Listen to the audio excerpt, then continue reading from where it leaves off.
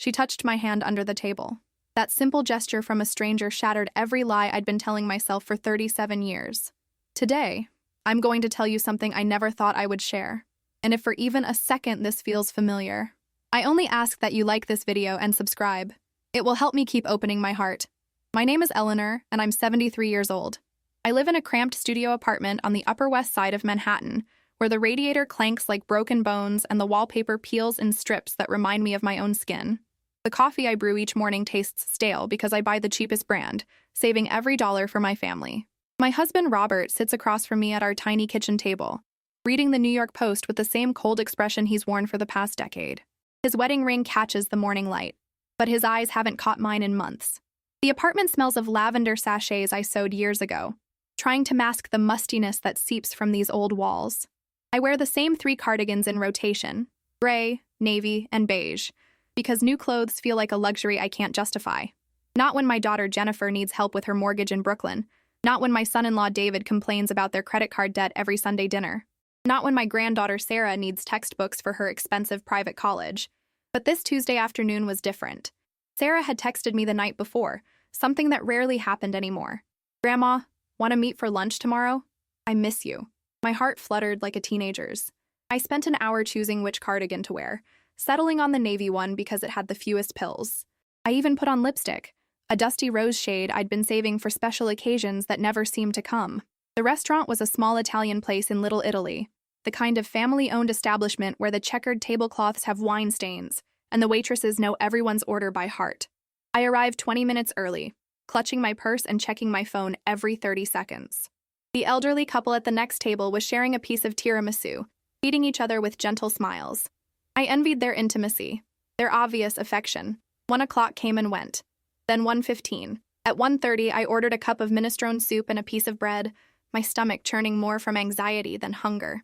The waitress, a woman in her 40s with kind eyes and silver streaks in her dark hair, refilled my water glass without me asking. Her name tag read, Isabella. At exactly 1:45, my phone buzzed. A text from Sarah.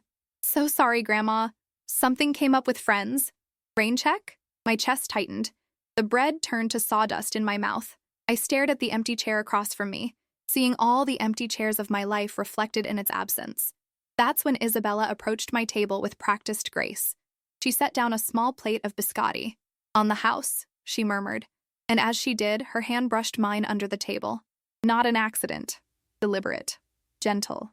Her fingers wrapped around mine for just a moment, and she leaned close enough that I could smell her vanilla perfume. "He's not who you think he is," she whispered, her voice barely audible above the restaurant's ambient noise. Her eyes darted toward the window, and I followed her gaze. There, across the street at a French bistro, sat Robert, my husband of 37 years, with Sarah, my granddaughter. They were laughing, sharing a bottle of wine, looking more relaxed than I'd seen Robert in months, but they weren't alone. A younger woman with blonde hair and an expensive handbag sat beside Robert, her manicured hand resting on his arm. Sarah was showing her something on her phone, all 3 of them leaning in like old friends sharing secrets. The world tilted on its axis. Isabella squeezed my hand once more, before disappearing back into the restaurant's rhythm. I sat frozen, watching my husband and granddaughter through the window, trying to process what felt impossible. The soup cooled in front of me. The biscotti crumbled under my trembling fingers. How long had this been going on? Who was this woman? Why was Sarah lying to me about last-minute plans with friends when she was clearly having lunch with my husband and his... what? Friend? Girlfriend? The possibilities crashed over me like cold waves. I paid my check with shaking hands and walked home through Central Park, my mind reeling. The autumn leaves crunched under my feet, and I couldn't help but think they sounded like breaking promises. By the time I reached my building, my cardigan was soaked with tears I didn't remember crying. Robert was already home when I walked in, sitting in his usual spot with the newspaper. He looked up briefly, his expression neutral. "How was lunch with Sarah?" he asked, returning to the sports section. "Fine," I lied, hanging my jacket on the hook by the door. The word tasted bitter. Everything tasted bitter now. Let me tell you about the woman I used to be, before I became invisible in my own life. I came to New York in 1968, 21 years old with $47 in my pocket and dreams bigger than the Statue of Liberty. I met Robert at a dance in Queens. He was handsome in his Navy uniform, full of stories about seeing the world. We married 2 years later in a small ceremony in Brooklyn. My dress made by my own hands because we couldn't afford a store-bought one. For 40 years, I cleaned office buildings in Chinatown, 4 a.m. to noon, 6 days a week. My knees ached from scrubbing floors, my hands cracked from industrial cleaners, but every dollar went toward our future. Robert's future, really. His business degree, his first car, the down payment on our first apartment in Queens. Later, when Jennifer was born, I worked nights too, babysitting for other families so Robert could focus on climbing the corporate ladder at his insurance company. I never complained.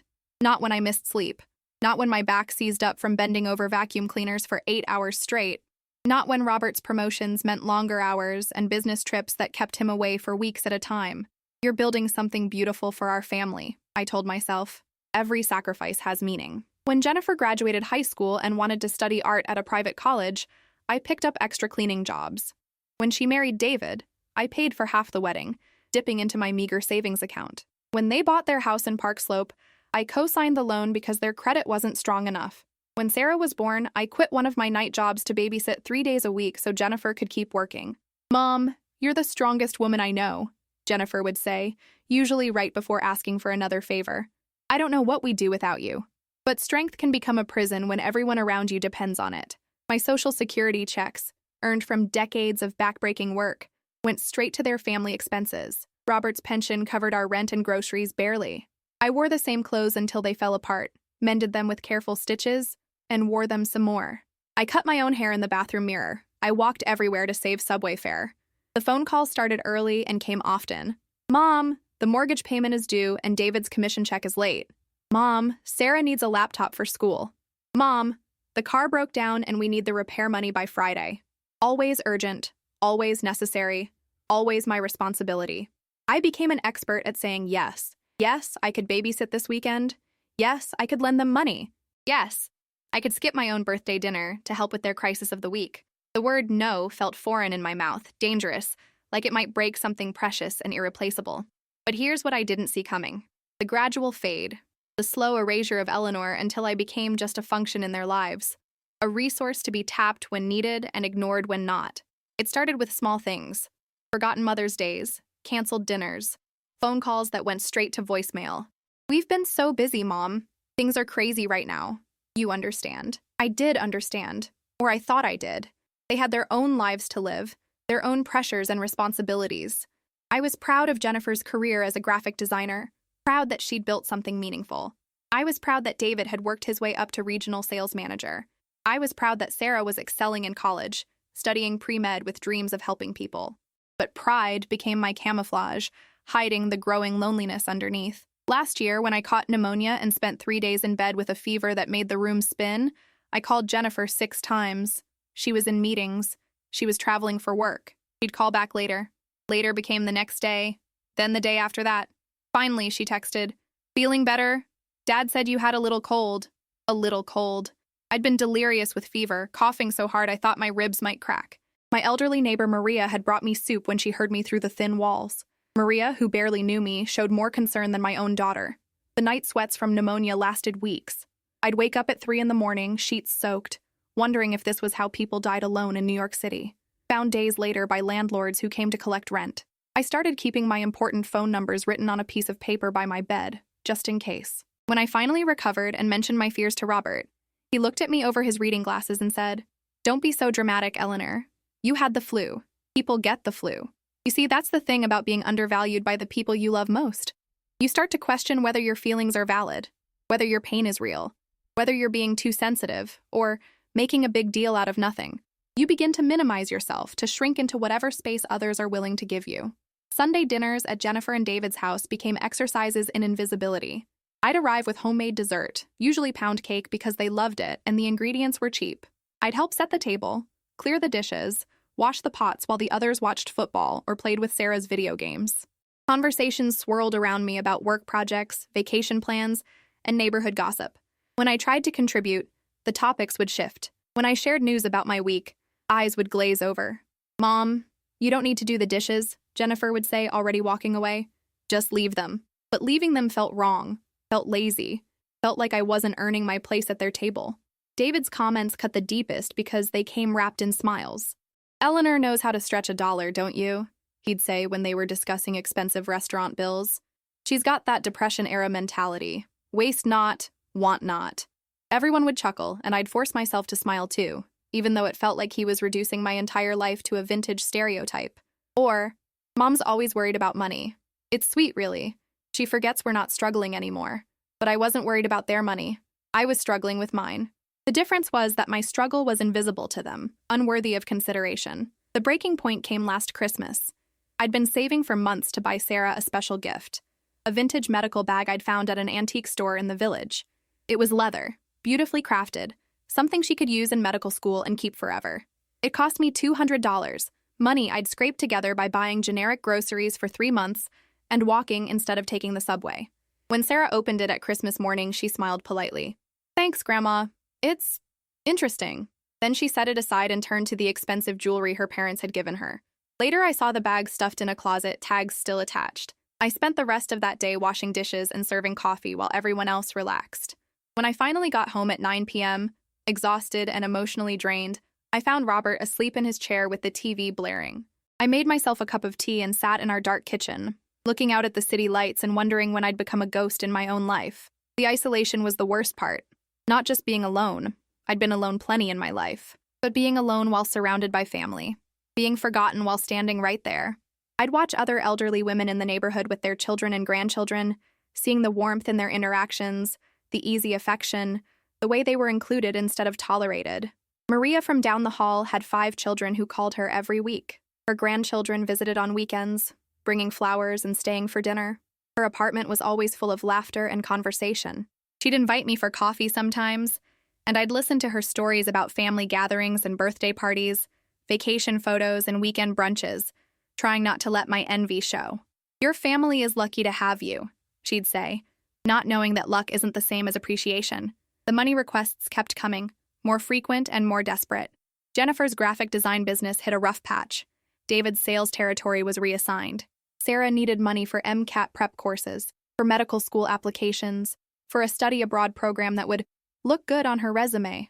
I maxed out my credit card. I borrowed against my tiny life insurance policy. I called my old cleaning supervisor and begged for weekend work, even though my arthritis made it agony to hold a vacuum cleaner. Every dollar I earned went to their endless needs while I lived on Social Security and whatever was left over. "We'll pay you back, Mom," became a meaningless phrase. When things turn around. When the next commission check comes in. When Jennifer lands that big client. Someday. Always someday. But someday never came. Instead, their requests escalated. Could I co-sign for a second mortgage? Could I put their car insurance on my credit card? Could I lend them money for a vacation because, "We need this, Mom? We're so stressed"? I said yes to everything because I was still hoping that generosity would translate to gratitude. That sacrifice would equal love. That if I just gave enough, proved my worth through financial support, they would see me as essential instead of optional. The afternoon I discovered Robert's betrayal. Watching him through that restaurant window with Sarah and the mysterious blonde woman, something fundamental shifted inside me. The waitress Isabella's gentle touch had been more intimate than anything my own family had offered me in months. Her warning, whispered from genuine concern, contained more care than I'd received from the people who were supposed to love me unconditionally. I walked home that day feeling like I was seeing my life clearly for the first time in years. The familiar phrase, "He's not who you think he is," echoed in my mind. But it wasn't just about Robert anymore. None of them were who I'd thought they were. Or maybe I wasn't who I'd thought I was. That night, I couldn't sleep. I sat by my window overlooking Broadway, watching the late-night traffic and thinking about Isabella's other phrase, "Look closer." So I did. I started paying attention to things I'd been trained to ignore, like the conversation I'd accidentally overheard 2 weeks earlier when I'd arrived early for Sunday dinner. David was on the phone in the living room, his voice carrying through the thin walls. "Yeah, the old lady's good for it. She always comes through." He was laughing. "Eleanor doesn't understand money anyway. She just hands it over." At the time, I'd convinced myself I'd misheard. That he must have been talking about someone else. That my son-in-law, despite his occasional insensitivity, wouldn't refer to me as the old lady to his friends. But now, replaying the memory with fresh ears, I knew exactly who he meant. Or the text message I'd glimpsed on Jennifer's phone during last month's visit. She'd left it on the kitchen counter while using the bathroom, and the screen lit up with a message from her friend Linda. Did she say yes to the loan? Jennifer had responded quickly. "Of course, Mom never says no. It's like having a personal ATM. A personal ATM. That's how my daughter saw me." Not as her mother, not as a woman who'd sacrificed 4 decades of her life for her family's success, but as a machine that dispensed cash when the right buttons were pushed. The revelation should have devastated me. Instead, it felt like waking up, like someone had turned on lights in a room where I'd been stumbling around in the dark for years. I spent the next few days observing my family with new eyes. Sarah's phone calls always came when she needed something: money, favors, or someone to listen to her complain about professors and roommates. But when I tried to share my own concerns or ask about her life beyond the problems, she'd cut the conversations short. "Sorry, Grandma, I've got to run to class." Robert's behavior patterns became glaringly obvious once I started looking for them. He was always too busy when I needed help, but miraculously available for activities that didn't involve me. His golf games with friends. His Tuesday afternoon errands that lasted 4 hours. His weekend trips to visit his brother in New Jersey. Trips he never invited me to join. The blonde woman at the restaurant wasn't an aberration. She was the truth I'd been too trusting and too tired to see. 3 weeks after the restaurant incident, I found concrete proof. Robert had left his jacket draped over our bedroom chair, and while hanging it up, I discovered a receipt in the pocket. Dinner at Per Se, one of the most expensive restaurants in Manhattan, $250 for a prix-fixe menu. The date was my birthday. The birthday I'd spent alone because Robert claimed he had to work late and Jennifer's family was too busy to celebrate. My hands shook as I studied the receipt. 2 people had dined at Per Se while I'd eaten a can of soup and watched reruns of old movies. The tip alone was more than I spent on groceries in a week. I sat on our bed holding that receipt and finally allowed myself to feel the full weight of my betrayal. Not just Robert's betrayal, but my own. I had betrayed myself by accepting crumbs when I deserved a feast, by saying yes when I meant no, by disappearing piece by piece until there was barely anything left of the woman who'd once arrived in New York with $47 and fierce dreams. The Eleanor that 21-year-old woman had been would have never tolerated being treated like an afterthought. She would have demanded respect, would have fought for her place at the table, would have walked away before accepting invisibility. Somewhere along the way, I'd traded my backbone for their approval. And the cruelest irony was that I'd never actually gained their approval anyway. I'd just become useful. That night, I made my first decision in what felt like decades. I would stop being useful and start being honest. The next morning, Robert announced over his coffee and newspaper that he'd be out late Tuesday evening. "Client dinner," he said without looking up. "Don't wait up." "With the blonde woman?" I asked quietly. His newspaper rustled, but he didn't lower it. "What are you talking about, Eleanor?" "I saw you at the French place 3 weeks ago. You, Sarah, and a blonde woman, while I was sitting alone waiting for Sarah to show up to our canceled lunch date." The newspaper came down slowly. Robert's face was a mask I'd seen before. The expression he wore when dealing with difficult insurance claims or pushy salespeople. Cool, professional, dismissive. "You're confused," he said.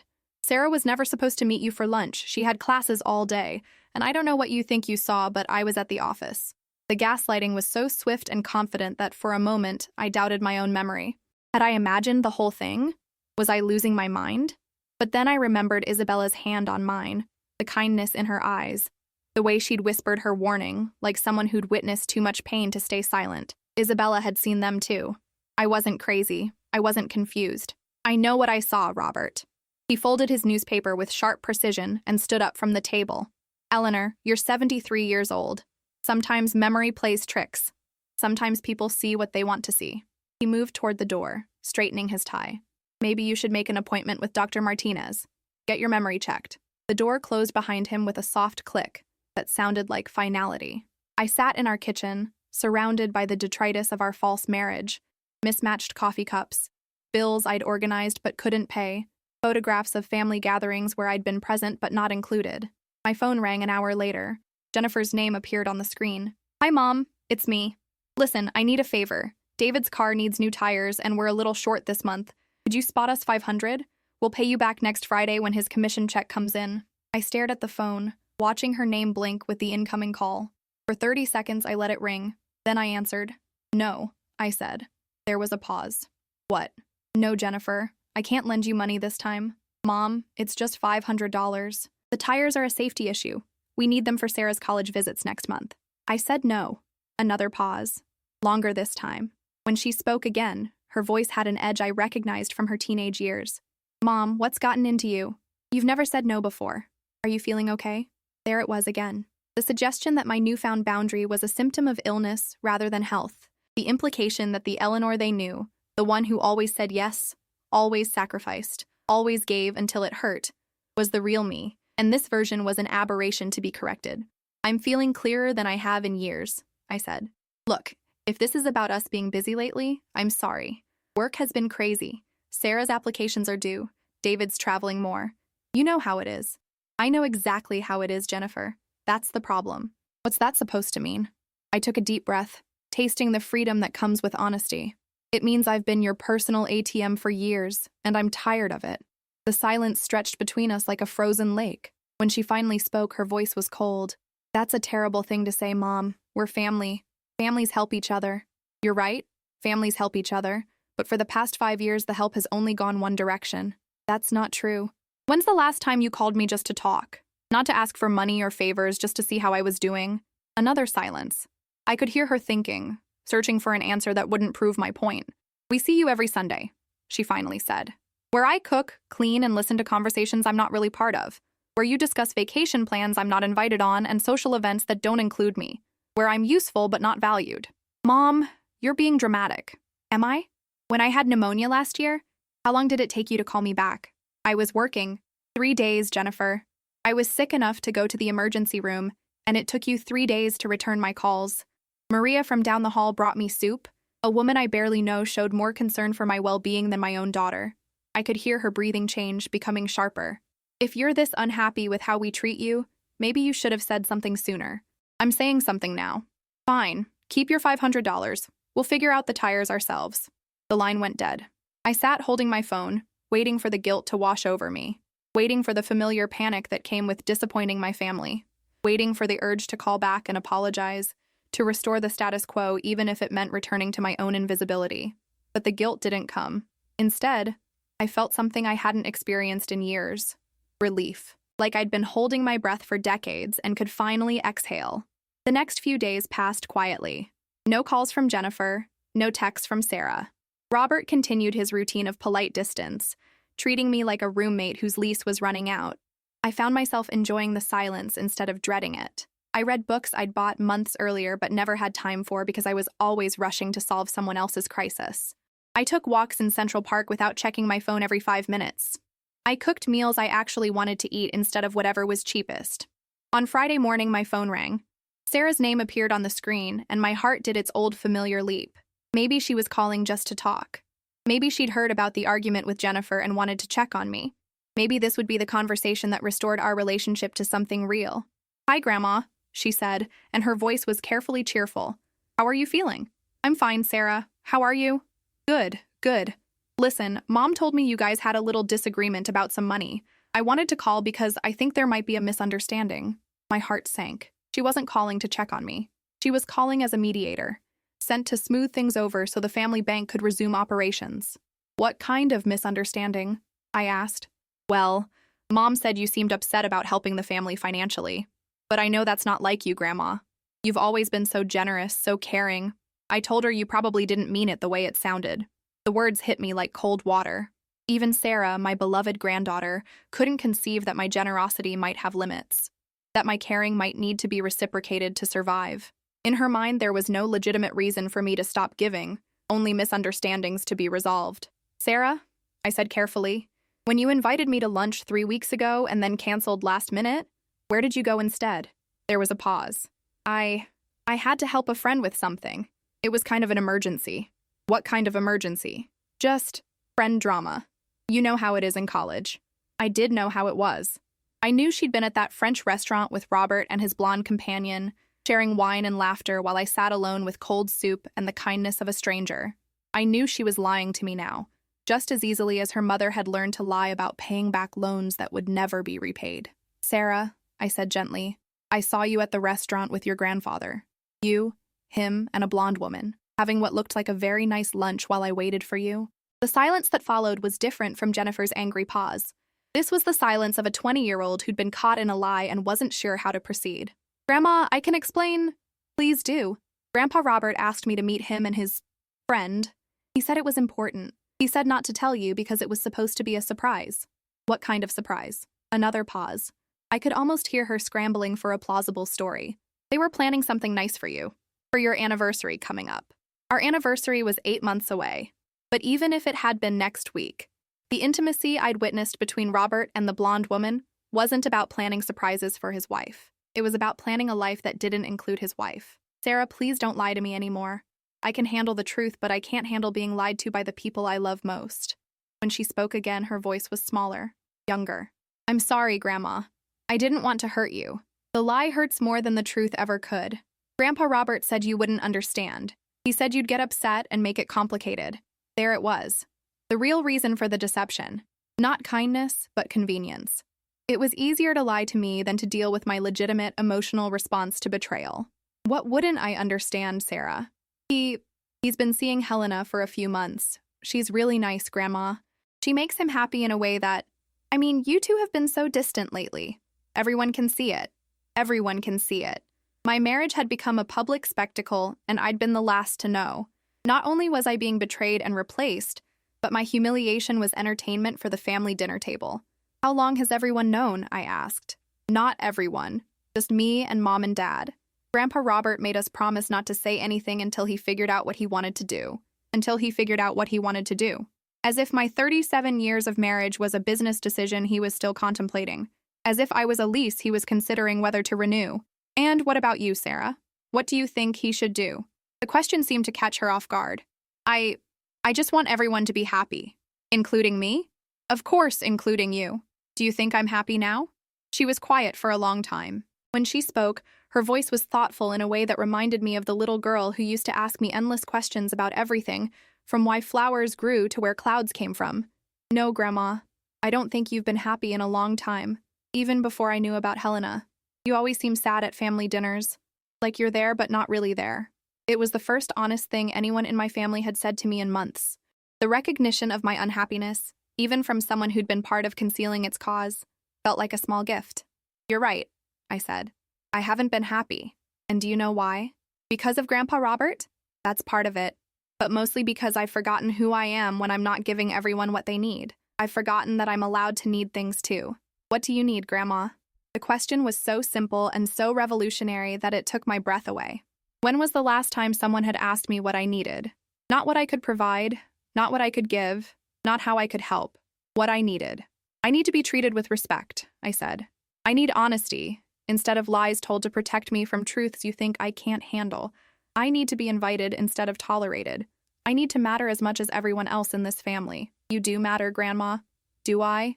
When you need money for school, I matter. When you need someone to babysit or clean up after family dinners, I matter. But when it's time to make plans or share news or include someone in important decisions, where am I? She didn't have an answer for that, which was an answer in itself. I love you, Sarah. I love all of you. But love isn't supposed to be one-sided. Love isn't supposed to make you disappear. What are you going to do? She asked quietly. I'm going to stop disappearing.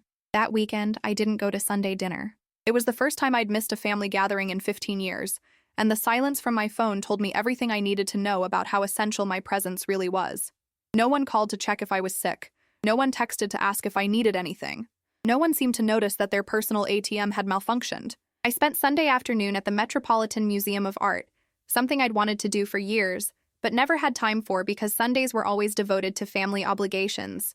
I stood in front of Monet's water lilies for 20 minutes, watching the way light played across the painted surface, remembering what it felt like to see beauty for its own sake, instead of constantly calculating how much everything cost. In the museum gift shop, I bought myself a small print of a painting I'd admired, a Degas ballerina in mid-leap, captured in a moment of pure grace and movement.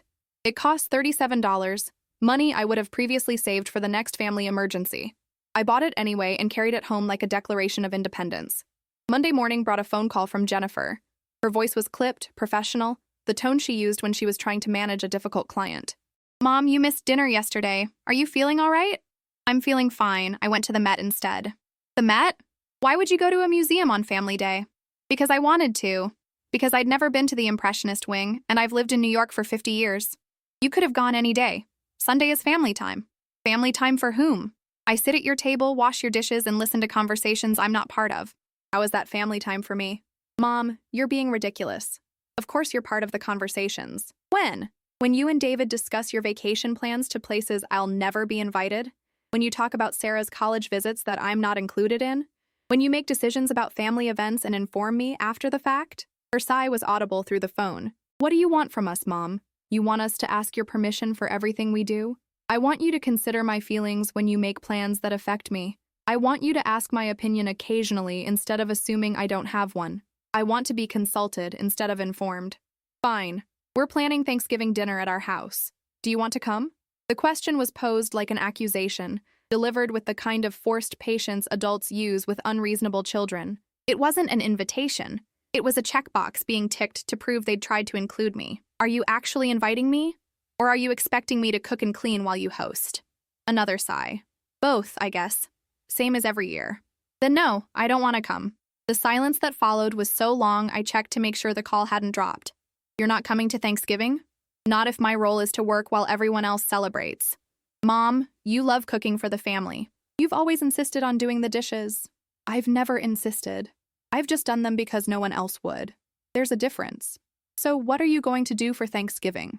Sit alone in your apartment? The question was meant to make me reconsider, to force me back into line with the threat of holiday isolation. But instead of terrifying me, it sounded appealing.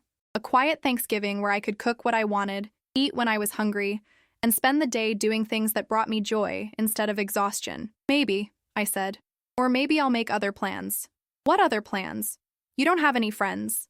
The cruelty in that statement took my breath away. Not just because it was designed to hurt, but because it was largely true. I'd been so busy being useful to my family that I'd never maintained friendships of my own. I'd sacrificed my social life on the altar of their needs, and now my daughter was wielding that sacrifice as a weapon against me. You're right, I said quietly. I don't have many friends, because I've spent the last 30 years dropping everything whenever any of you needed anything. I've missed book clubs and art classes and coffee dates, because someone in the family always had a crisis that required my immediate attention. I don't have friends because I chose family instead. And this is how family treats me in return. That's not fair, Mom. Isn't it? When was the last time you asked about my life, my interests, my hopes for the future? When was the last time any of you treated me like a whole person instead of just a resource? She was quiet for a moment. We're just busy, Mom. Everyone's busy. Too busy for basic courtesy? Too busy to return phone calls when I'm sick? Too busy to include me in family decisions? Too busy to notice that I've been disappearing right in front of you? You haven't been disappearing. I have been. And you haven't noticed because it's been convenient for you. The less I asked for myself, the more I could give to everyone else. The smaller I became, the more useful I was. I don't know what you want me to say, Mom. I want you to say that you see me, that you value me for more than what I can provide, that you understand I'm a person with feelings and needs, not just a bottomless well of money and favors. Of course I see you. You're my mother. Being your mother isn't the same as being seen by you. You see the function I serve, not the woman I am. The conversation ended without resolution, as most of our conversations now did. No apologies, no acknowledgments, no promises to do better.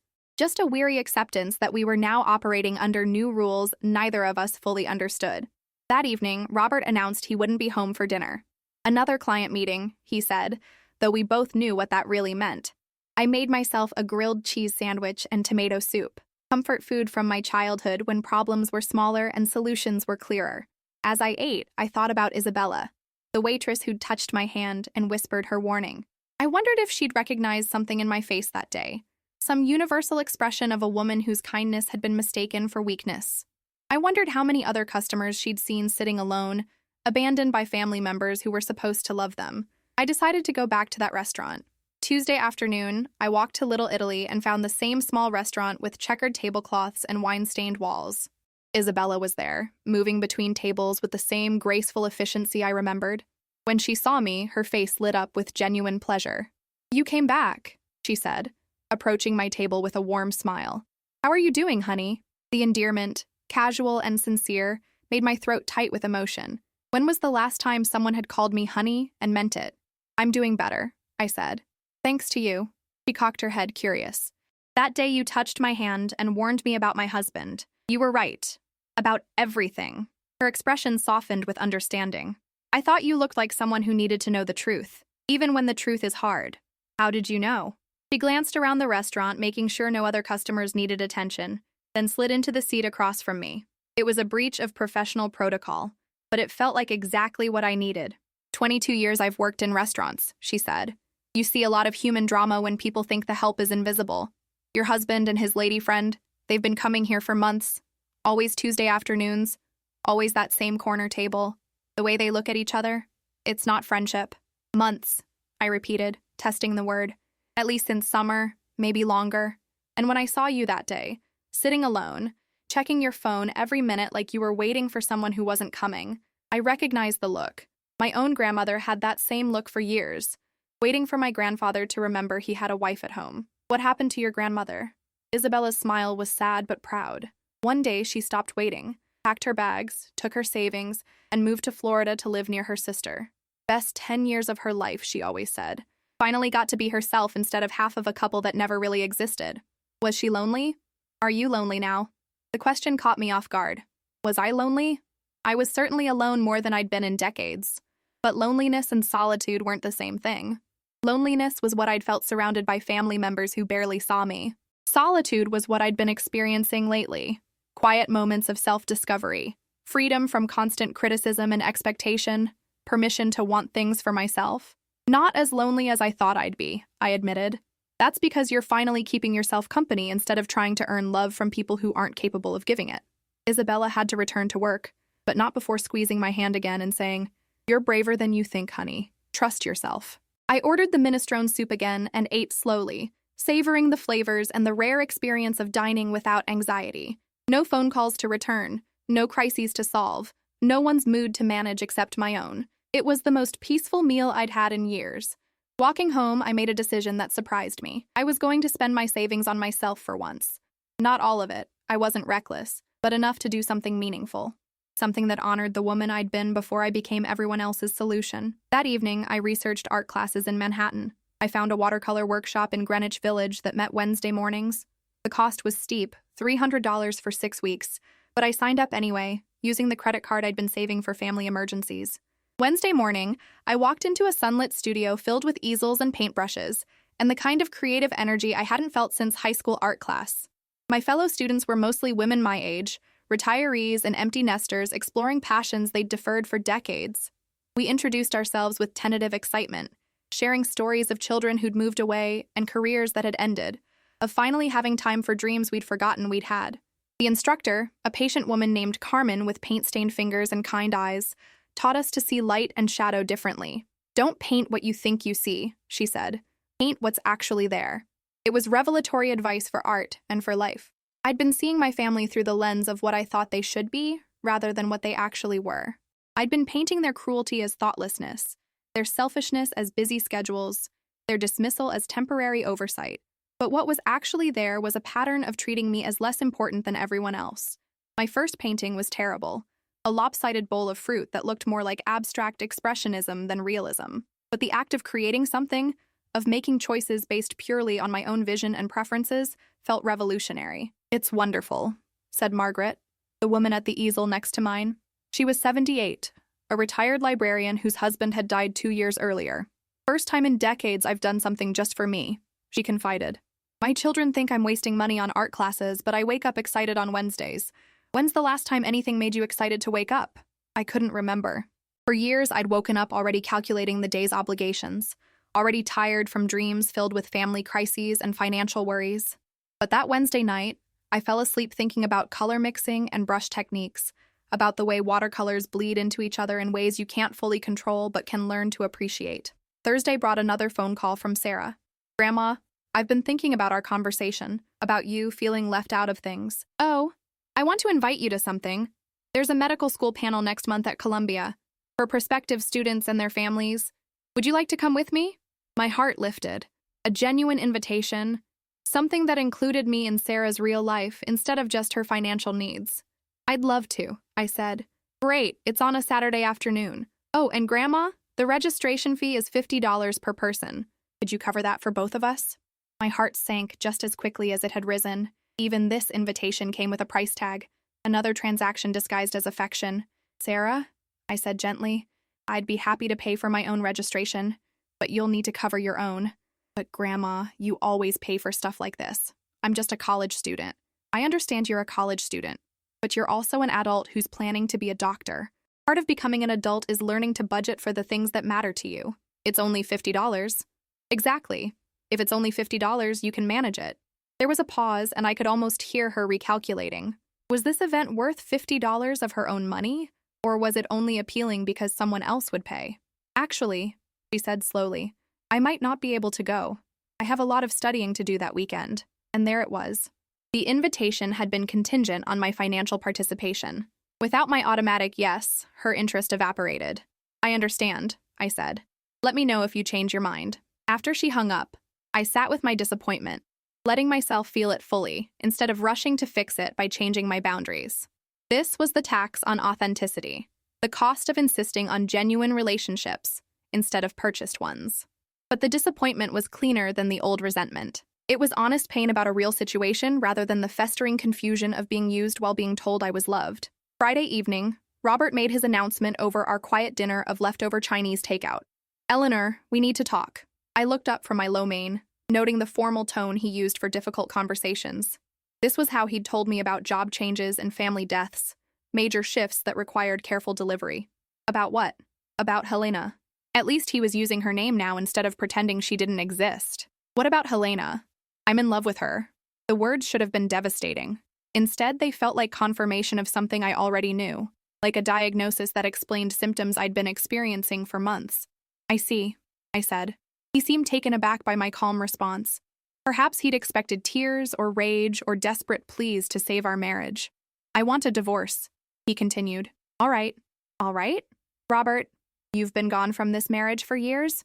You've just made it official? I didn't plan for this to happen, didn't you? You've been seeing her for months, taking her to expensive restaurants while I eat alone, including her in family gatherings while excluding me. This didn't happen overnight. He shifted uncomfortably in his chair. Helena understands me in ways that you don't. What ways are those? She appreciates things. Culture, good food, travel. She doesn't count every penny or worry about money constantly.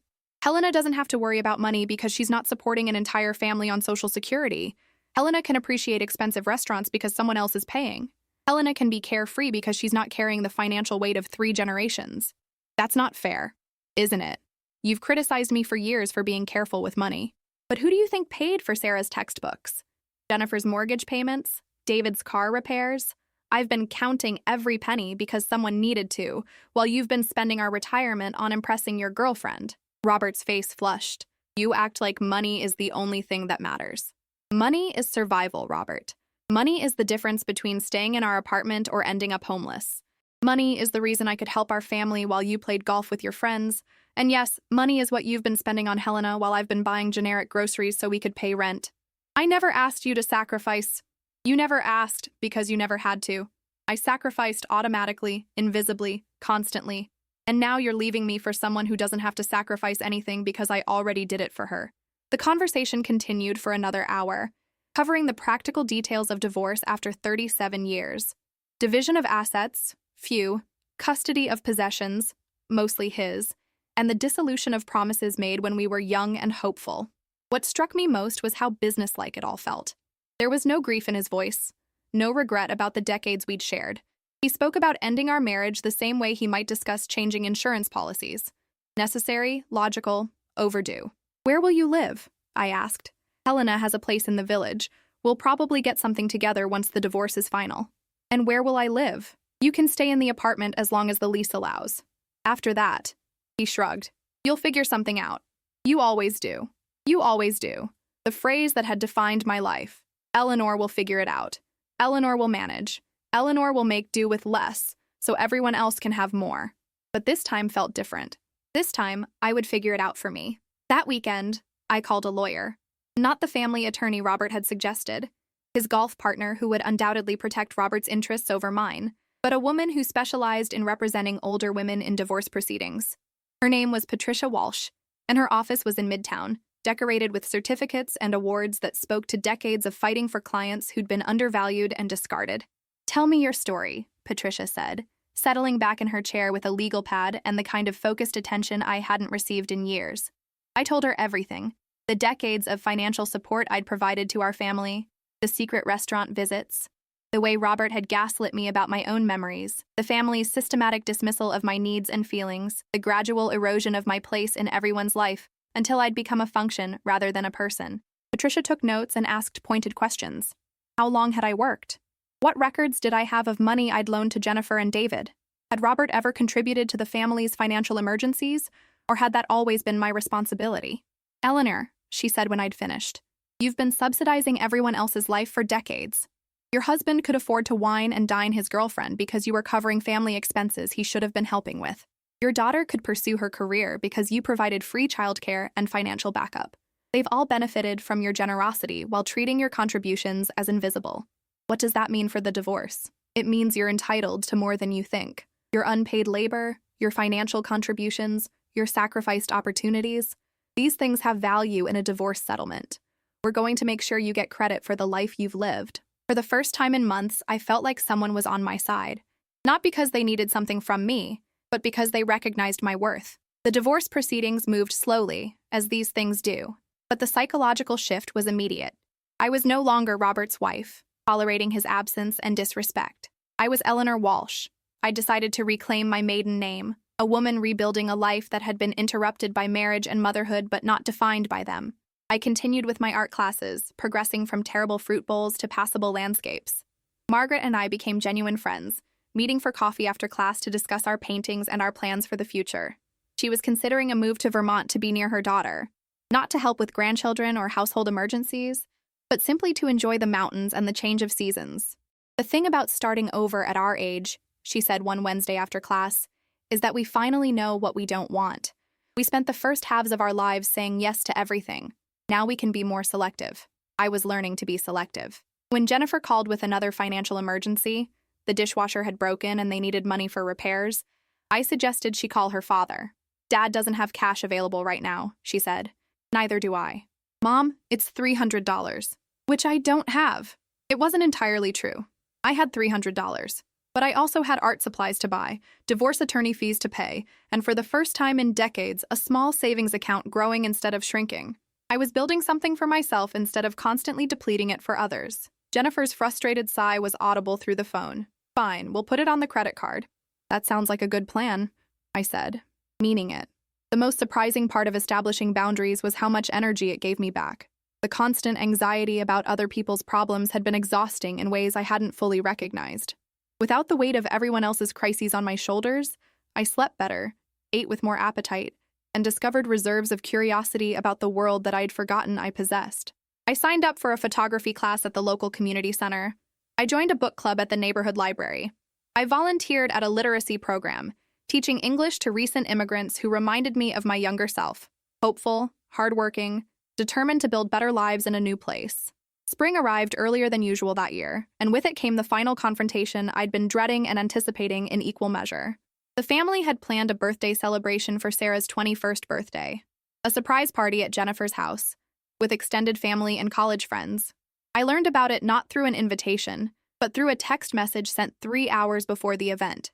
"Sarah's party is tonight at 6. Can you bring dessert for 30 people? The presumption took my breath away. Not only had I not been included in the planning of my granddaughter's milestone birthday, but I was expected to provide dessert for a party I'd been informed about at the last minute. The old Eleanor would have rushed to the bakery, spent money she couldn't afford on an elaborate cake, and arrived early to help set up while feeling grateful to be included at all. The new Eleanor had different plans. I turned off my phone and went to a movie instead.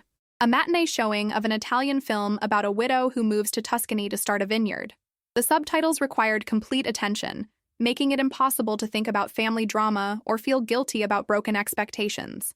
The main character, a woman about my age, made bold choices and embraced uncertainty with grace. She painted landscapes and learned to make wine and fell in love with her own life. When I emerged from the theater at 5:30, my phone showed 17 missed calls and 43 text messages. The panic and anger in those messages revealed more about my family's priorities than years of careful observation had. From Jennifer, "Where are you? We need the dessert." From David, "This is Sarah's birthday, Eleanor. Don't be selfish." From Sarah, "Grandma, please don't ruin my party because you're mad at everyone." From Robert, "Stop acting like a child and do what you're supposed to do." The most revealing message came from Jennifer at 6:15. "Had to buy grocery store cake. Thanks for embarrassing us." Not, "We missed you." Not, "Hope you're okay." Not, "Sorry we didn't invite you properly." The concern was entirely about the function I'd failed to perform, not the person I was. I drove home slowly, stopping to buy myself dinner at a small French restaurant in Soho. I ordered wine with my meal and watched people walk by the window. Young couples holding hands and families with small children, elderly men dining alone with newspapers for company. All of them were living their own lives, making their own choices, free from the obligation to be constantly useful to ungrateful relatives. The next morning brought a knock on my door. Jennifer stood in the hallway, her face a mask of controlled anger. "We need to talk," she said, pushing past me into the apartment. "Good morning to you too," I said, closing the door. "What is wrong with you lately, Mom? The money thing, missing Sunday dinners, skipping Sarah's party. This isn't like you." "You're right, it's not like the old me." "What's that supposed to mean?" "It means I'm tired of being taken for granted. Tired of being expected to say yes to everything and asked opinion about nothing. Tired of being loved for what I can provide instead of who I am." Jennifer sat heavily on my small couch, the same couch where she'd nursed Sarah as a baby while I worked double shifts to pay for her maternity leave. "So this is about attention? You're acting out because you need more attention?" "I'm acting differently because I need more respect." "We respect you, Mom." "Do you? When you make plans for my granddaughter's birthday party and inform me 3 hours beforehand that I need to bring dessert, is that respect?" "We wanted it to be a surprise." "The surprise wasn't for Sarah. It was for me." "The surprise was discovering I'd been excluded from the planning but expected to contribute to the execution." "You could have called, asked what was happening. I shouldn't have to investigate to be included in my granddaughter's birthday celebration. I should have been part of the planning from the beginning." Jennifer was quiet for a moment, and I thought perhaps she was beginning to understand. But when she spoke, her words revealed how deeply entrenched our dysfunctional patterns had become. "Okay, you're right. We should have included you in the planning. So let's plan something else for Sarah. Maybe a nice dinner somewhere expensive. You can make the reservation and pick up the check, and we'll all be together." The suggestion was breathtaking in its tone deafness. Her solution to excluding me from party planning was to give me full responsibility for financing a different celebration. In her mind, inclusion meant being allowed to pay for everyone else's good time. "Jennifer," I said carefully, "do you hear yourself? What do you mean? Your idea of including me is letting me pay for everyone else's dinner, not asking my opinion about where to go or what kind of celebration Sarah might want, not considering whether I can afford to pay for 5 people at an expensive restaurant, just giving me the honor of funding family bonding. Fine." Her voice was sharp with frustration. "We'll split the check. Everyone pays their own way." "That's not the point." "Then what is the point, Mom? You complain that we don't include you, so I'm trying to include you. You complain that you spend too much money on us, so I'm offering to split costs. What do you actually want?" The question hung in the air between us, heavy with years of missed connections and misunderstood motivations. What did I want? It was such a simple question and such a complex answer. I want to be consulted before decisions are made that affect me. I want my feelings to matter as much as everyone else's. I want to be invited to spend time together because you enjoy my company, not because you need something from me. Of course we enjoy your company. When? When was the last time any of you called just to talk? When was the last time you asked about my interests, my health, my plans? When was the last time we had a conversation that wasn't about what I could do for someone else? Jennifer looked genuinely puzzled, as if I'd asked her to recall what she'd eaten for lunch 3 Tuesdays ago. The fact that she couldn't immediately answer spoke volumes about how our relationship had been structured. "We see each other every Sunday," she finally said, "where I cook and clean while you discuss your lives, where I'm present but not participating, where I serve everyone else and sit quietly while you make plans I'm not part of. You never said you wanted to be part of the conversations. I shouldn't have to ask for basic inclusion in family discussions. I'm not a hired servant, Jennifer. I'm your mother." The word hung between us, loaded with all the expectations and disappointments of our relationship. I was her mother, but what did that mean to her? What did it mean to me? "I think you're being oversensitive," she said finally. "Everyone's busy. Everyone has their own lives. It's not personal. It feels personal when I'm consistently left out. It feels personal when my contributions are expected, but not acknowledged. It feels personal when I'm criticized for not doing enough and criticized for asking for basic consideration. So what do you want us to do? Drop everything and cater to your feelings? I want you to treat me like a person whose feelings matter. Not more than everyone else's, but as much as everyone else's." Jennifer stood up, smoothing her skirt and checking her phone. The conversation was over in her mind, another obligation she'd discharged without really engaging. "Fine, Mom. We'll try to be more considerate. But you need to stop being so dramatic about everything. Not every slight is intentional." After she left, I sat in my quiet apartment thinking about the word dramatic. It was an accusation that had been leveled at women for generations when they insisted on being treated with dignity. Asking for respect was dramatic. Expecting basic courtesy was demanding. Setting boundaries was selfish. But what was truly dramatic was the way I'd been living for decades. Constantly sacrificing my own needs, constantly diminishing myself to make others more comfortable, constantly accepting less than I deserved while calling it love. That afternoon, I made a decision that surprised even me. I called Sarah directly. "Hi, Grandma," she said, and I could hear the wariness in her voice. "Mom said you guys talked this morning." "We did. Sarah, I want to apologize for missing your birthday party." "It's okay, Grandma. I understand you were upset." I was upset, but that's not why I missed it. I missed it because I wasn't actually invited. I was informed at the last minute that I was expected to bring dessert, but I wasn't included in any of the planning or preparation. "Oh." She was quiet for a moment. "I didn't know that's how it happened." "How did you think I knew about the party?" "Mom said she'd invited everyone family. I assumed that included you." "It didn't. And Sarah, I want you to know that I would never intentionally miss your birthday. You matter to me, and celebrating you matters to me. But being treated like hired help at your celebration doesn't honor either of us." When she spoke again, her voice was smaller, younger. "I'm sorry, Grandma, I didn't know." "I know you didn't, which is why I'm telling you now. I love you, and I want to celebrate your 21st birthday properly. Would you like to have dinner together, just the two of us? Somewhere you choose, and we can split the check like the adults we both are?" The pause that followed was long enough that I wondered if I'd lost her. But when she spoke, there was something different in her voice. Something warmer and more real than I'd heard in months. "I'd really like that, Grandma. Can we go somewhere with good pasta? I've been craving carbonara for weeks." "I know just the place," I said, thinking of Isabella's restaurant and the kindness of strangers who see you when family becomes blind. We met the following Saturday at the small Italian place where my awakening had begun. Isabella was working, and she greeted me with a warm embrace when I walked in with Sarah. "This must be your granddaughter," she said. "I can see the family resemblance." Sarah looked puzzled, and I realized she'd never been introduced to the woman who'd helped save my sanity with a gentle touch and whispered truth. "Isabella, this is Sarah. Sarah, this is the woman I told you about. The one who helped me understand some important things." Over dinner, I told Sarah the whole story. The restaurant betrayal, the financial exploitation, the gradual erosion of my place in the family until I'd become invisible. I told her about the divorce, about setting boundaries, about learning to value myself enough to demand basic respect. "I had no idea it was that bad," she said, twirling pasta around her fork with the same careful concentration she'd had as a child. "I mean, I knew you and Grandpa Robert weren't happy, but I didn't know about the money stuff, about how everyone was treating you. Did it seem normal to you? The way family gatherings worked?" She considered this carefully. "I guess I never really thought about it. You were always just there, cooking, cleaning, listening. It was how things were. And how did that make you feel? Safe, I suppose? Like, no matter what happened, Grandma would handle it.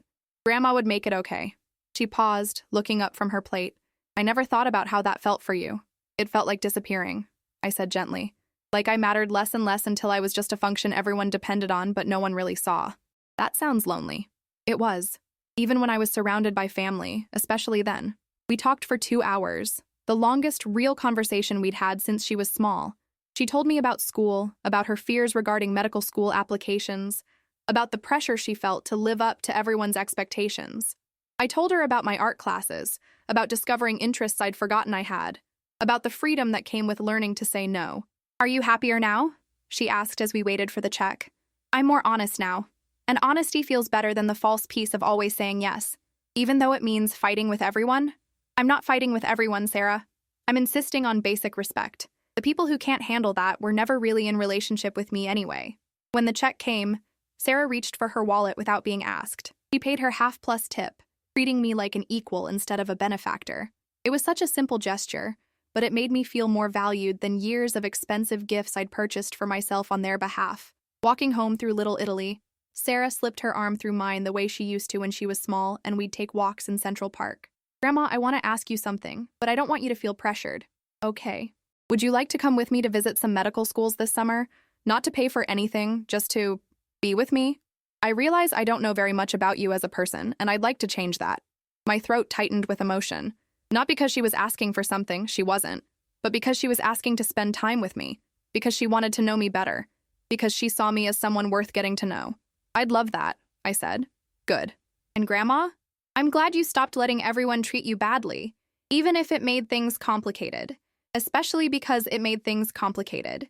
Spring moved into summer, and with it came the finalization of my divorce. Robert married Helena in a small ceremony in the village, witnessed by her adult children and a few close friends.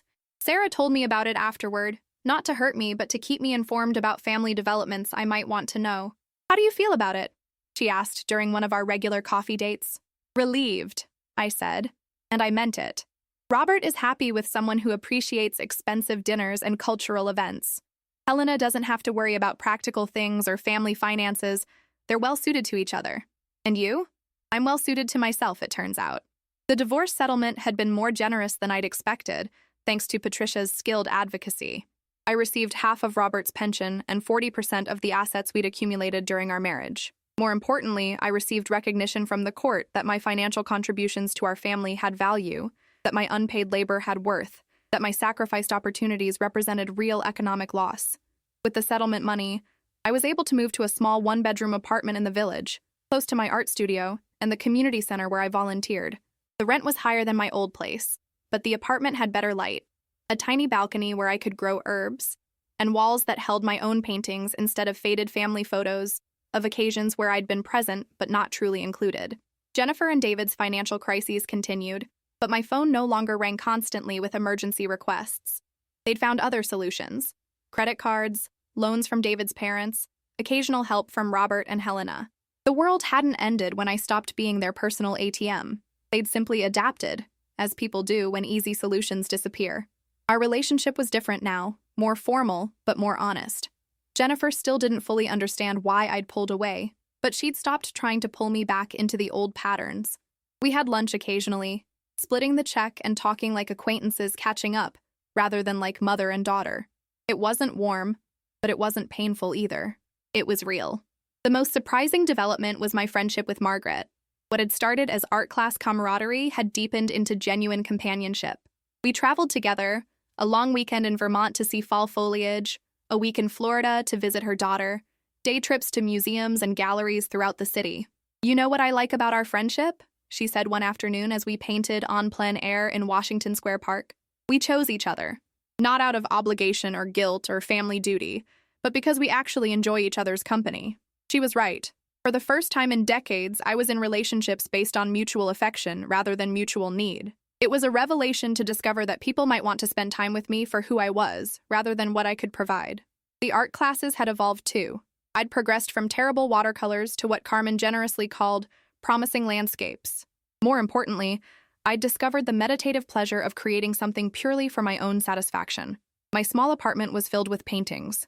Some good, some awful. All mine in a way that felt revolutionary after years of living spaces decorated entirely with other people's preferences. The biggest change was internal. I woke up each morning with energy instead of obligation, with curiosity instead of dread. My days were my own to structure as I chose. I could read for hours without interruption, take long walks without checking my phone constantly, make plans based on my own interests rather than everyone else's schedules. The loneliness I'd feared had never materialized. Instead, I'd found solitude. The difference between being alone because you've been abandoned and being alone because you choose peace over chaos. One evening in August, as I sat on my small balcony with a glass of wine and a book, my phone rang. Jennifer's name appeared on the screen, and I felt the old familiar tension in my chest. But when I answered, her voice was different, smaller, more uncertain. "Mom, I need to tell you something, and I don't know how you're going to react."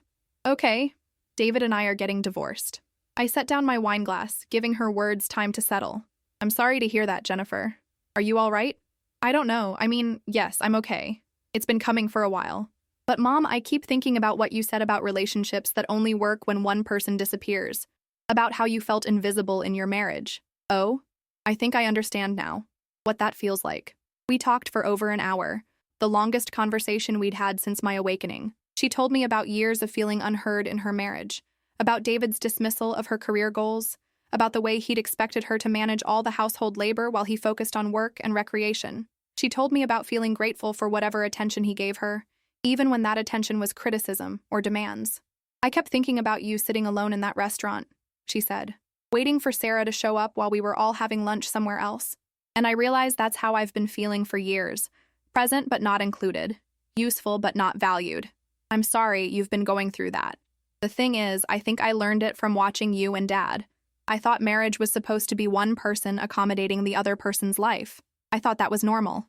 The admission hung between us, heavy with recognition and regret. It became normal for us, I said carefully, but it wasn't healthy for anyone. I'm scared, Mom. I don't know how to be alone. You're not alone, Jennifer. You have Sarah, you have your work, you have friends and interests, and a whole life beyond marriage. And you have me, if you want. Do I? Even after everything? Yes. But things would have to be different between us. More equal, more honest. I'd like that, she said, and her voice carried a sincerity I hadn't heard in years. I'd like to know who you are when you're not taking care of everyone else. I'd like you to know who I am when I'm not managing crises. It was a beginning, not a return to the old relationship. That was impossible now, but the start of something new, something built on choice rather than obligation, on mutual respect rather than unbalanced need. Fall arrived with its usual drama of changing leaves and cooling air. I signed up for an advanced painting class and a photography workshop. I joined a book club focused on women's memoirs, stories of transformation and reclamation that felt like guidebooks for my own journey. Sarah and I had taken our college visit trip in September, spending a week driving through New England to tour medical schools. It had been one of the happiest weeks of my life, sharing meals and hotel rooms with my granddaughter, talking about her dreams and fears, being included in her future in a way that felt natural and unforced. You're different than I remembered, she'd said one evening as we sat by the lake at Green Mountain College. How so? More present, I guess. Like you're actually here instead of thinking about whose problems you need to solve. I am more present. When you're not constantly managing other people's lives, you have bandwidth for your own. Is that why you seem happier? I'm not sure if I'm happier or just more myself. Maybe they're the same thing. October brought an unexpected visitor. Isabella from the restaurant appeared at my apartment building one afternoon, carrying a bouquet of flowers and a nervous smile. I hope you don't mind, she said when I buzzed her up.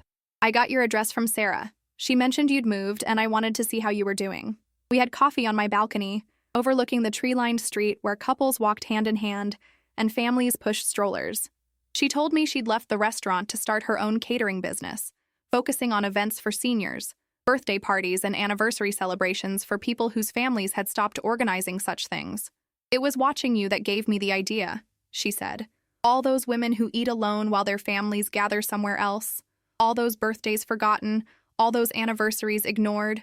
There's a whole population of people whose lives deserve celebrating, but no one takes the initiative. That's a beautiful idea. Want to be my first customer? There's this catering showcase next month, and I need someone to host a sample event. Something elegant but intimate. I can't pay much, but I can make you a dinner party that's actually about celebrating you. The idea terrified and thrilled me in equal measure. A party where I wasn't the help, but the guest of honor. A celebration that wasn't about my utility, but my worthiness of being celebrated. Who would I invite? Anyone you want. People who see you, not just what you can do for them. I thought about my small but genuine circle. Margaret from art class, Carmen and a few other students from the painting workshop, Sarah, maybe even Jennifer, if we continued to rebuild our relationship on healthier ground. People who knew Eleanor the person, not Eleanor the function. Yes, I said. I'd like that very much. The party took place on a Saturday in November, in the community room of my apartment building. Isabella had transformed the space with small orchestras of autumn flowers and soft lighting from dozens of candles. The menu was elegant but approachable. Butternut squash soup, roasted chicken with herbs, simple salad, and a chocolate tart that made everyone moan with pleasure. But the real magic was in the guest list. 8 people who wanted to be there, who were celebrating me rather than tolerating my presence. Margaret brought a watercolor she'd painted of the park where we'd first met. Carmen gave me a set of professional brushes. Sarah presented me with a framed photo from our college trip, the two of us laughing outside a campus bookstore looking more like friends than grandmother and granddaughter. Jennifer came too, bearing a small potted orchid and an expression of nervous hope. I wasn't sure if I should be here, she said quietly, as people were settling into their seats. Why not? Because I haven't been very good at celebrating you, at seeing you as someone worth celebrating. You're here now, I said. That's what matters. During dinner, Isabella asked each guest to share something they appreciated about me. It was a simple exercise, but revolutionary for someone who'd grown accustomed to being valued only for services rendered. Margaret talked about my curiosity and resilience. Carmen mentioned my willingness to try new techniques even when they might result in failure. Sarah spoke about my transformation and what it had taught her about the importance of respecting yourself enough to demand respect from others. When it was Jennifer's turn, she was quiet for a long moment, clearly struggling with how to express something she'd never been asked to articulate. "I appreciate," she said finally, "that my mother taught me what unconditional love looks like, even when I didn't treat that love with the respect it deserved, even when I took advantage of her generosity and mistook her kindness for weakness. She kept loving me, and now she's teaching me what love with boundaries looks like, which is even more valuable." The room was quiet after she finished speaking. Not uncomfortable silence, but the hushed reverence that follows truth spoken in community. Isabella raised her glass for a toast. To Eleanor, who taught all of us that it's never too late to stop being invisible, to stop accepting less than you deserve, to stop buying love with sacrifice and start commanding respect with authenticity. Everyone raised their glasses. And for the first time in my adult life, I was at the center of a celebration that was truly about me. Not my utility, not my willingness to accommodate everyone else's needs, but my inherent worth as a human being. After the guests had gone home and Isabella had finished cleaning up, I sat alone in my apartment, surrounded by flowers and gifts and the lingering warmth of genuine affection. The evening had been perfect in a way I'd forgotten was possible, full of laughter and connection and the rare pleasure of being seen by people who cared about me. My phone buzzed with a text message from Robert. "Heard you had a nice party tonight. Helena and I are going to Bermuda for Christmas. Hope you have good holidays." The message was polite but distant, an update from someone fulfilling social obligations rather than expressing genuine concern. A year ago, it would have stung, the reminder that he'd found love and adventure while I faced the holidays alone. Now it just seemed irrelevant to my life, news from someone who'd become a stranger. I typed back, "Enjoy your trip. I'm spending Christmas with friends." It was true. Margaret had invited me to join her family celebration in Vermont. Sarah was planning to visit for a few days between semesters. Jennifer had tentatively asked if we might exchange gifts, just the two of us. Without the complicated dynamics of group gatherings, I had options now, choices based on genuine affection rather than obligation or pity. December brought the kind of cold clarity that makes New York beautiful and brutal at the same time. Walking through Central Park to my art class, I marveled at how different the same city could feel when you were walking towards something you enjoyed rather than away from something that hurt. My latest painting was my best yet. A view from my balcony at golden hour when the light catches the windows of neighboring buildings and turns ordinary apartments into something magical. Harmon had suggested I consider entering it in a local arts showcase, the kind of recognition I would have dismissed as frivolous a year ago, but now felt proud to pursue. "You have a real eye for light," she'd said, studying the piece with professional attention. "This isn't the work of someone who just picked up brushes to stay busy. This is someone who sees the world in a particular way and has learned to show others what she sees." The compliment stayed with me for days. Not because it was praise, though that was nice, but because it was recognition of discovery, of becoming, rather than just being. I was developing skills and perspectives and ways of engaging with the world that were entirely my own, unfiltered by anyone else's expectations or needs. Christmas week arrived with an unexpected phone call from David, my former son-in-law. His voice was hesitant, unsure of how he'd be received. "Eleanor, I hope you don't mind me calling. Jennifer gave me your number." "What can I do for you, David?" "Actually, I was calling to do something for you. To apologize." The word hung in the air between us, surprising in its clarity and sincerity. "For what?" "For treating you like a bank instead of a person. For calling you the old lady behind your back. For taking your generosity for granted and never acknowledging how much you were sacrificing for our family." I sat down heavily in my favorite chair, unprepared for this level of honesty from someone who'd shown so little awareness of his behavior when we were interacting regularly. What brought this on? Therapy, mostly. And getting divorced myself. When you go through a breakup, you start looking at all your relationships differently. Jennifer and I have been talking about the patterns we learned from watching our parents, and we both realized how badly we treated you. But I appreciate you saying that. I also want you to know that I'm going to start paying back the money we borrowed over the years. It might take a while. I have lawyer fees now, and I'm paying child support. But I've calculated everything we owe you, and I intend to make it right. The offer was so unexpected that I didn't know how to respond. For years, I'd assumed that money was gone forever, that it represented the cost of being related to people who saw me as a resource rather than a relative. "David, that's not necessary." "It is necessary. For me, if not for you. I need to clean up the messes I made when I was treating you poorly. And Eleanor, I'm sorry I made fun of your thriftiness. I understand now that you were being careful with money because you were supporting all of us. That takes strength, not cheapness." After we hung up, I sat in my quiet apartment thinking about forgiveness and accountability. David's apology didn't erase years of disrespect and exploitation, but it acknowledged them. It was the difference between someone who wanted to make amends and someone who expected problems to simply disappear with the passage of time. New Year's Eve found me at Margaret's apartment, sharing champagne and homemade appetizers with a small group of women our age, who'd all, in different ways, learned to start over later in life. There was Helen, who'd gone back to school at 68 to become a certified financial planner after her husband's death left her completely unprepared to manage money. There was Carmen, who'd opened her art school after her children grew up and moved away. There was Patricia, my divorce lawyer, who'd left corporate law in her 50s to advocate for women who'd been undervalued in their marriages. "What's your resolution for the new year?" Margaret asked as we toasted at midnight. I thought about it carefully. A year ago, I might have resolved to be more patient with my family, to find ways to reconnect despite our growing distance, to try harder to accommodate their needs while managing my own disappointment. I resolved to keep getting to know myself, I said, to keep discovering who Eleanor is when she's not defined by other people's needs.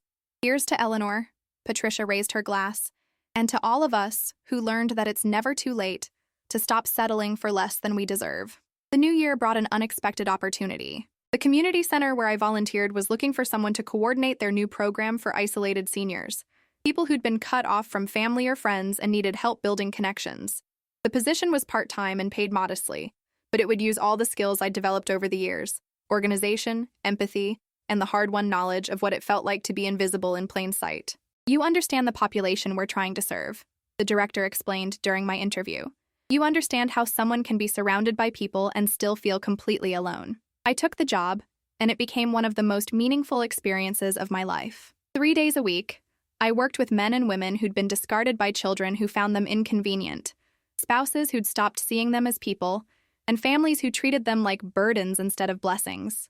My office became a place where people could talk honestly about their disappointment and isolation without being told they were being dramatic or oversensitive, where they could explore what they wanted from their remaining years instead of just accepting what others were willing to give them.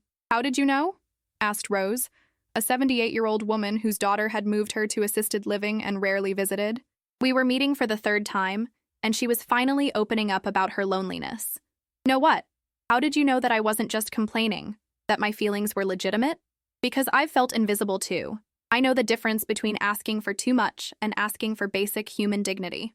Through my work, I met dozens of people who were rebuilding their lives after decades of putting everyone else first. We formed support groups and social clubs, organized cultural outings and educational workshops. Most importantly, we created a community where being older didn't mean being discarded, where having needs didn't make you needy, where asking for respect wasn't considered selfish. Spring returned with its promise of renewal, and with it came a letter that made me laugh out loud. It was from Robert's lawyer, informing me that Robert and Helena had filed for divorce after 8 months of marriage. Apparently, Helena's appreciation for expensive restaurants and cultural events had extended to appreciating them with other men while Robert was at work. The letter included a tentative inquiry about whether I might be interested in exploring reconciliation now that Robert had learned to value stability and loyalty over superficial attractions. I wrote back immediately, "Thank you for the information about Robert's changed circumstances. I wish him well in his future endeavors. However, I am not interested in reconciliation. I have learned to value myself too much to return to a relationship where I was undervalued. Please direct any future communications to my attorney." It felt wonderful to respond from a position of strength rather than desperation, to decline an offer I once would have accepted gratefully despite its inadequacy. Summer brought Sarah home from college for an extended visit.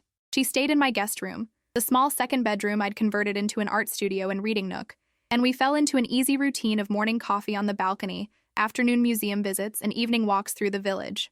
"I love staying here," she said one morning, as we watched the sunrise paint the building across the street gold and pink. "It's so peaceful." "So, you. What do you mean?" "Your apartment feels like you, Grandma. Like someone who knows what she likes and isn't apologizing for it. Mom and Dad's place always felt like they were trying to impress someone. Your old place with Grandpa Robert felt sad, but this place feels alive." She was right. My apartment was decorated with my own paintings, filled with books I'd chosen, furnished with pieces that pleased me rather than pieces selected by committee or handed down from relatives. It was the first home I'd ever created entirely according to my own taste, and the result was a space that felt genuinely mine. "I'm glad you like it," Would you like to help me plan a dinner party? Really? Really? Isabella suggested I host something here, and I thought it might be nice to have a small group over. You could invite a friend or two. I'll invite Margaret and Carmen, maybe your mother if she's interested. Sarah's face lit up with enthusiasm. Can I help cook? I'd love that. We spent the afternoon planning a menu and guest list, working together as equals rather than grandmother and granddaughter, both of us contributing ideas and making decisions.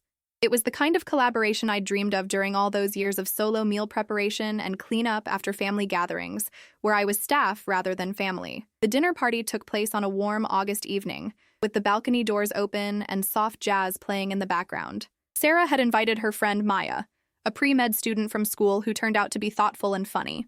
Jennifer came bringing flowers and a bottle of wine and what appeared to be genuine enthusiasm for the evening. The most touching moment came during dessert, when Jennifer raised her glass and said, "I want to make a toast to my mother, who taught me that it's possible to start over at any age, that it's never too late to become who you were meant to be. Here's to second acts," Margaret added, "and to the courage it takes to write your own script." After everyone had gone home, Sarah and I sat on the balcony with the last of the wine, comfortable in our shared exhaustion after a successful evening of genuine hospitality rather than obligatory service. "Grandma, can I ask you something personal?" "Of course. Do you ever regret it? The way you handled things with the family? Sometimes I wonder if you could have worked things out differently." I considered her question carefully, watching the late-night traffic move through the streets below us. "I regret that it took me so long to stand up for myself. I regret the years I spent disappearing instead of insisting on being seen. But I don't regret the boundaries I've set or the respect I've demanded. Those changes saved my life." "What do you mean?" "I mean I was dying, Sarah. Slowly but surely, I was disappearing. Every time I said yes when I meant no. Every time I accepted disrespect to keep the peace. Every time I made myself smaller to make someone else more comfortable, I lost a little more of myself. If I hadn't changed course, there would have been nothing left of me but the functions I served for other people." She was quiet for a long time, processing what I'd said.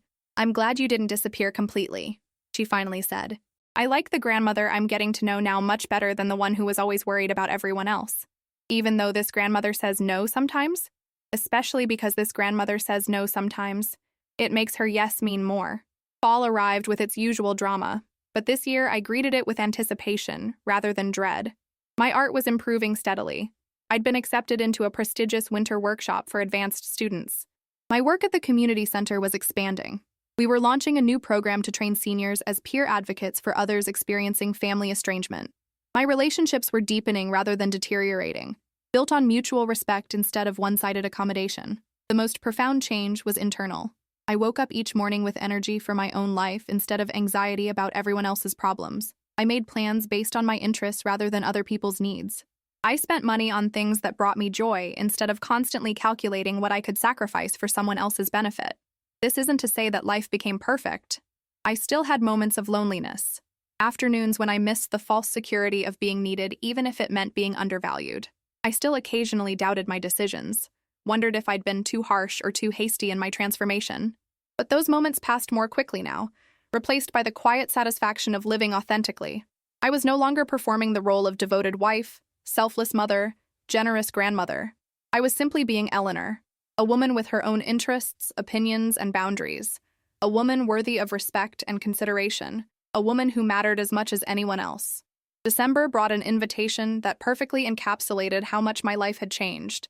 Sarah asked me to be her guest at the medical school alumni networking event, not to pay for tickets or sponsor her attendance, but to accompany her as someone she was proud to be seen with. "I want people to meet my grandmother," she said when she called with the invitation. "The woman who taught me that self-respect is the foundation of all other relationships." At the event, held in an elegant hotel ballroom overlooking Central Park, I found myself surrounded by young people launching careers and older people sharing wisdom about professional success and personal fulfillment. Sarah introduced me to her professors and classmates, describing me not as the family member who'd supported her financially, but as someone who'd inspired her by example. "My grandmother started over at 73, she told a group of first-year medical students. She left a marriage that wasn't serving her, set boundaries with family members who were taking advantage, and built a completely new life based on what she wanted instead of what everyone else needed from her. She's proof that it's never too late to choose yourself." Standing in that ballroom, wearing a dress I'd bought because I loved the color rather than because it was practical, Surrounded by people who saw me as someone worth knowing rather than someone useful to exploit, I felt a profound sense of completion. Not the end of my story, but the end of the prologue. Everything that had come before, the years of sacrifice, the gradual invisibility, the painful awakening, had been preparation for this, a life lived on my own terms. The evening ended with dancing, something I hadn't done in years. Sarah pulled me onto the floor for a slow song, and we swayed together while she whispered in my ear, "Thank you for showing me that love doesn't mean disappearing. That being strong doesn't mean never saying no. That I can take care of other people without forgetting to take care of myself." As we moved together on that crowded dance floor, I thought about Isabella, the waitress whose gentle touch and whispered warning had started my journey toward authenticity. She'd seen something in my face that day, perhaps the look of someone who'd forgotten who she was when she wasn't being useful to others. Her kindness, offered by a stranger to someone she barely knew, had been the spark that ignited my transformation. Walking home through the village that night, Sarah's arm linked through mine, I reflected on the year that had changed everything. 12 months ago, I'd been a shadow in my own life, existing primarily to serve other people's needs while my own dreams gathered dust. I'd measured my worth by how much I could give and how little I required in return. Tonight, I was a woman with friends who valued my company, a granddaughter who sought my advice, work that used my skills meaningfully, and hobbies that brought me genuine joy. I had boundaries that protected my energy and self-respect, that demanded appropriate treatment from others. The transformation hadn't been easy. There had been lonely nights and difficult conversations, relationships that didn't survive my insistence on equity, and moments when I'd questioned whether authenticity was worth the price of upheaval. But it had been worth it. All of it. Every uncomfortable conversation. Every boundary maintained against pressure to abandon it. Every moment of choosing my own well-being over someone else's convenience. Because here's what I learned during my year of awakening. You can't love people into treating you well. You can't sacrifice your way into their hearts. You can't make yourself small enough to avoid disappointing those who are determined to be disappointed in you. But you can love yourself enough to demand respect. You can value your own time and energy enough to spend them wisely. You can make yourself as large as your dreams and as visible as your worth. The woman who sat alone in that restaurant waiting for a granddaughter who never came while her husband wined and dined another woman had been living in a house of cards built from other people's promises. When those cards inevitably fell, she thought she was losing everything. Instead, she discovered she was gaining herself. Some hands don't hold you to keep you safe. They hold you down so they can climb higher. But other hands, like Isabella's gentle touch under that table, reach out to remind you that you are worthy of kindness, even when everyone else forgets to see it. Tonight, as I sit on my balcony with a cup of tea and the lights of Manhattan twinkling below me, I think about that day and smile. That stranger's warning, "He's not who you think he is," had been about more than my husband's betrayal. It had been about everyone in my life who'd learned to see me as a function rather than a person, who'd mistaken my kindness for weakness and my generosity for inexhaustible supply. The real revelation wasn't discovering their limitations. It was rediscovering my own worth. Have you ever lived or known someone who lived something like this? A gradual fade into invisibility? A slow erosion of self-worth disguised as family loyalty? The quiet desperation of being appreciated for what you provide rather than valued for who you are? Please share your story in the comments below. Sometimes the most powerful gift we can give each other is the recognition that we're not alone in our struggles, that transformation is possible at any age, and that it's never too late to stop settling for less than we deserve. And if you stayed with me until the end of this story, please like and subscribe. It helps more than you know to keep sharing these messages of hope and healing. Because sometimes, like Isabella's gentle touch under that restaurant table, a single gesture of recognition can change everything. Sometimes that first moment of being truly seen is all we need to begin seeing ourselves clearly again.